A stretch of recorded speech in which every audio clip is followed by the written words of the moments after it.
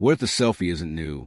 What if humans have been obsessed with their own faces for 8,000 years, and the mirror was the original social network?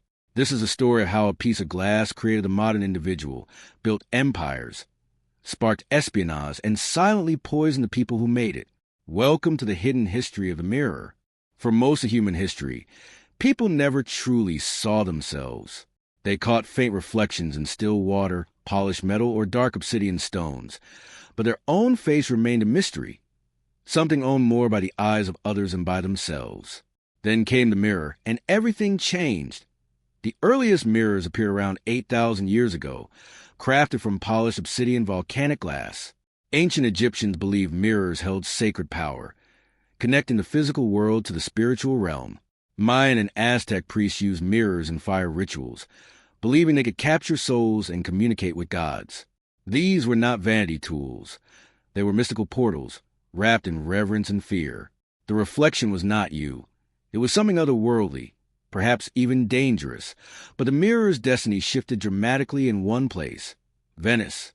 On the island of Murano, master glassmakers discovered how to coat glass with mercury and tin, creating reflections so clear they seemed like magic. These Venetian mirrors were unlike anything the world had seen. They were sharper, larger, and more brilliant than polished metal or obsidian could ever achieve.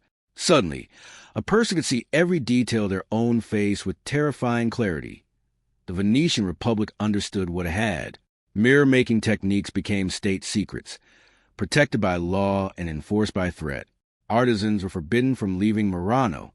Spies watched the workshops. Any glassmaker who tried to share the formula faced prison or worse. European monarchs, Louis XIV of France most famously, paid staggering fortunes to acquire these mirrors. The Hall of Mirrors of Versailles, completed in 1684, became the ultimate symbol of power and wealth, its 357 mirrors reflecting candlelight across 17 arches. While peasants starved, kings stared at themselves in walls of glass. Yet behind every dazzling reflection lay an invisible tragedy. Mercury, the magical ingredient that made mirrors brilliant, was a silent killer.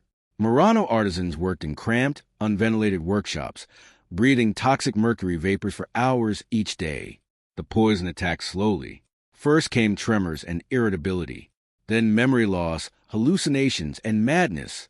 Their gums turned blue, their teeth loosened, and their bodies shook uncontrollably. They called it Mad Hatter's disease centuries later. But for these glassmakers, it was simply the price of perfection. While nobles admired their flawless reflections in palace halls, the men who created those reflections were being consumed from within. Many died young. Many went insane. The mirror that revealed beauty was destroying its makers. For centuries, this remained the balance: beauty for the rich, death for the poor. Mirrors stayed luxury objects, owned only by kings, churches, and the wealthiest merchants. The average person still lived, without ever seeing their own face clearly. Identity remained something felt, not observed.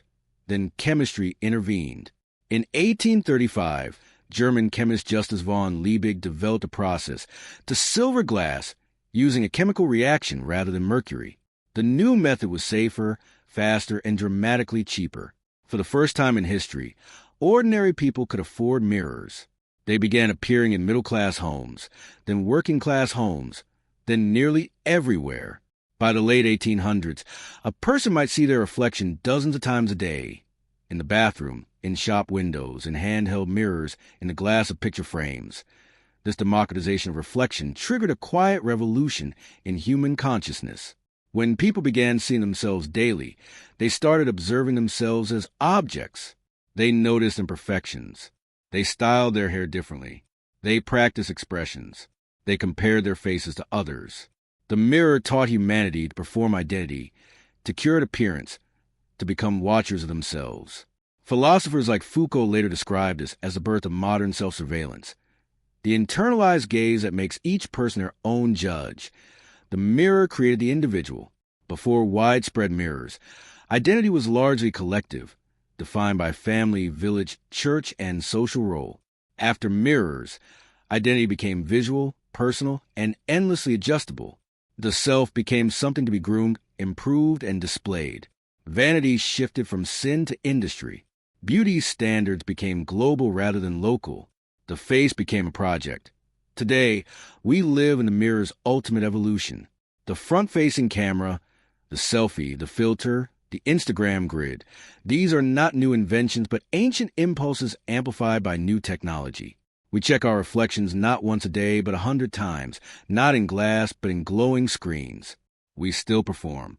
We still compare. We still judge ourselves with that silent inner critic the mirror first awakened in us. The mirror was never just glass. It was a ritual object, a state secret, a poison workshop, a royal luxury, a chemical breakthrough, and finally, a daily habit that rewired human consciousness. It crossed empires and centuries to reach your bathroom, your purse, your phone.